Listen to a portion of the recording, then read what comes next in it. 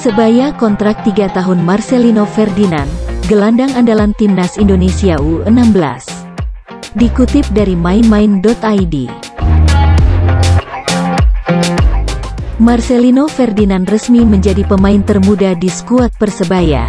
Adik kandung Octavianus Fernando itu telah menandatangani kontrak dengan durasi 3 tahun. Penandatanganan dilakukan di kantor marketing Persebaya. Marcel didampingi papanya, Philippus Wio Roja. Saat penandatanganan, Marcel masih berusia 16 tahun 270 hari. Pada tanggal 9 September tahun 2021 ia baru genap berusia 17 tahun. Dengan dikontraknya Marcel, praktis di skuad Persebaya ada fakta menarik terkait usia para pemainnya. Rentang usia antara pemain termuda dan tertua di Persebaya cukup jauh. 19 tahun. Itu terjadi karena pemain tertua di Persebaya saat ini dipegang Samsul Arif. Striker kelahiran Bojonegoro itu genap berusia 36 tahun pada tanggal 14 Januari lalu. Menariknya, meski rentang usia pemain termuda dan tertua Persebaya cukup jauh, sebenarnya mayoritas skuad Green Force dihuni barisan muda. Hanya ada 3 nama yang usianya di atas 30 tahun. Yakni, Samsul Arif, 36 tahun, Randy Irwan, 34, dan Johan Yoga, 31.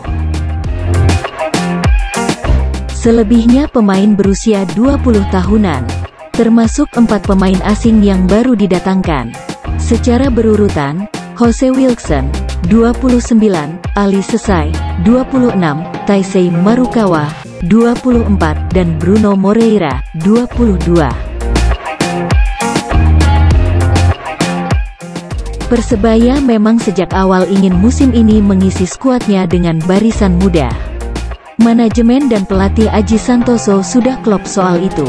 Proyek tersebut sudah diuji cobakan pada Piala Menpora lalu.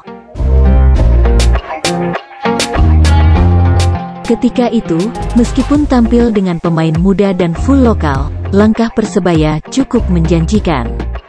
Bajul Ijo mampu menembus perempat final, menyisihkan beberapa tim bertabur bintang, termasuk mengalahkan Madura United. Proyek itu pun akhirnya dilanjutkan.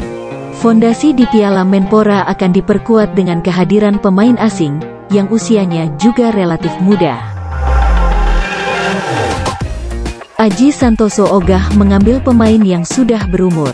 4 pemain yang ada saat ini menunjukkan komitmen itu. Ini juga untuk investasi. Kami rekrut yang masih muda.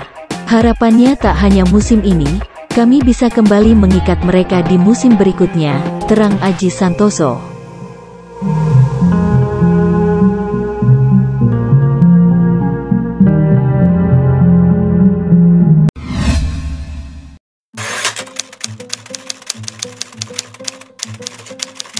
Pemkot Surabaya setujui, Song for Pride diputar di semua lampu merah saat ulang tahun Persebaya. Klub sepak bola kebanggaan arek-arek Surabaya, Persebaya Surabaya, bakal berulang tahun yang ke-94 pada tanggal 18 Juni tahun 2021. Pendukung Persebaya mengajukan ide untuk turut merayakan hari lahir Bajul Ijo dengan memutar Song for Pride di seluruh lampu merah di Surabaya. Pemkot Surabaya pun menyetujui ide tersebut dan berniat memutar lagu Song for Pride di seluruh traffic light atau lampu abang ijo di Kota Pahlawan. Seperti yang sudah diketahui, tembang Song for Pride itu sendiri sudah menjadi semacam national anthem atau lagu kebangsaan bagi para bonek.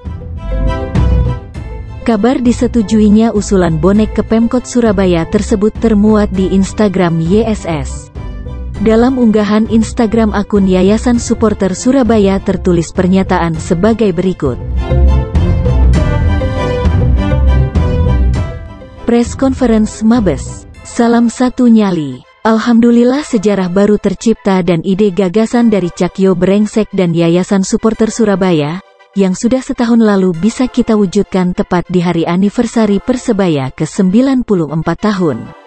Berkat doa dan dukungan tiada henti dolor-dolor bonek bonita sejagat raya. Hadiah terindah bagi kita, Wani.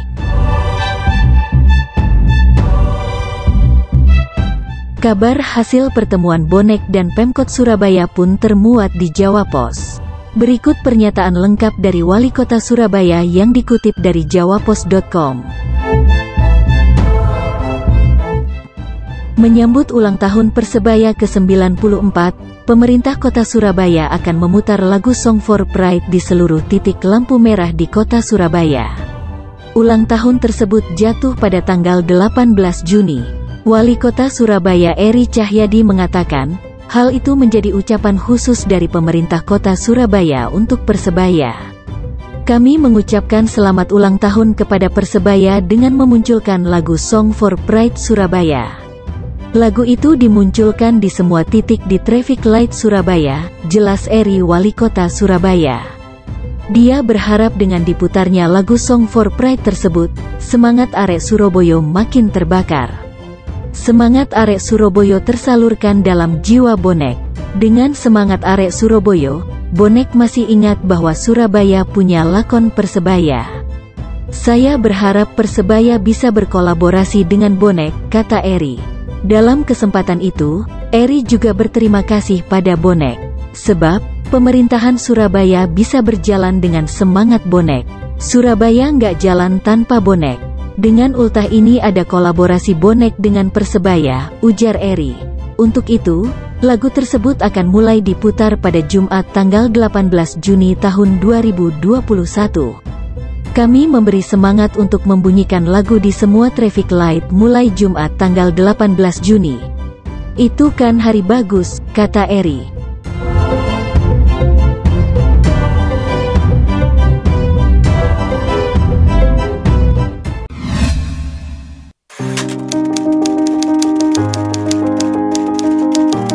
Terinspirasi Danilo Fernando, Bruno Moreira ingin cetak banyak gol di Persebaya.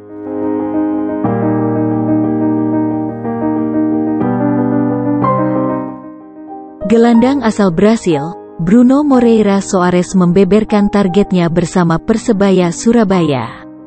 Jebolan Santos FC tersebut bertekad mencetak banyak gol. Bruno Moreira adalah pemain asing keempat yang didatangkan Persebaya untuk menatap kompetisi Liga 1 2021. Dia resmi direkrut oleh tim Kota Pahlawan pada awal pekan ini. Saya berharap membuat musim yang bagus, bertanding dengan bagus, dan saya ingin mencetak banyak gol dan membuat senang para supporter, kata Bruno Moreira. Selain itu, Bruno juga mengidolakan sosok salah satu mantan pemain Persebaya yaitu Danilo Fernando. Berikut awal sejarah perekrutan Bruno hingga mengidolakan Danilo Fernando, yang kami kutip dari mainmain.id. Gabungnya Bruno ke Persebaya ternyata cukup unik. Awalnya, nama pemain berusia 22 tahun ini tak masuk dalam daftar nama pemain asing yang dikantongi Aji Santoso. Pelatih Persebaya ini sempat merekomendasikan nama lain. Namun belakangan sang pemain ternyata bertahan di klub lamanya. Enggak jadi, malah gajinya dinaikkan, terang Aji Santoso tanpa membuka identitas sang pemain itu. Gagal mendapatkan pemain itu, baru nama Bruno Moreira masuk. Gabriel Budi yang menyodorkan nama ini. Budi bisa dapatkan nama Bruno setelah mendapat informasi dari rekannya di Korea Selatan. Tahun lalu, Bruno memang merumput di dua klub Liga 2 Korea Selatan, yakni Ansan Greeners dan Asan Chungnam.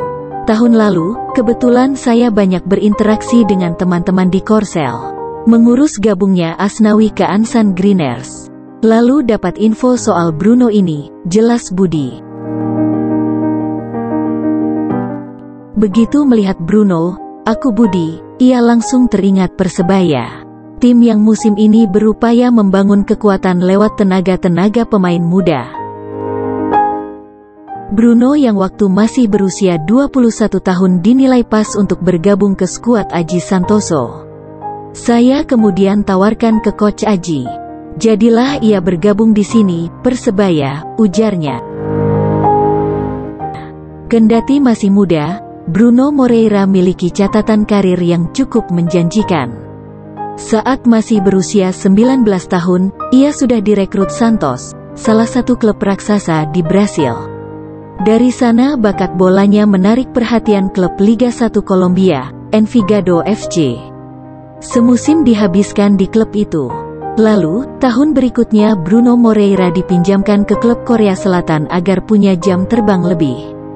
Pada November 2020 sebenarnya masa peminjaman itu berakhir. Harusnya ia balik ke Envigado.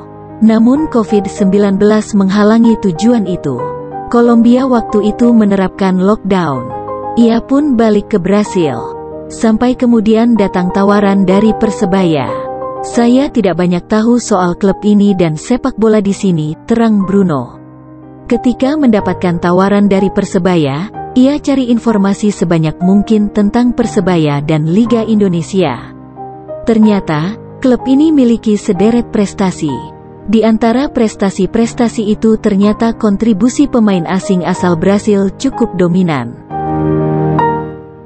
Ada sederet nama pemain asal Brasil yang memang bisa ikut membawa Persebaya meraih prestasi.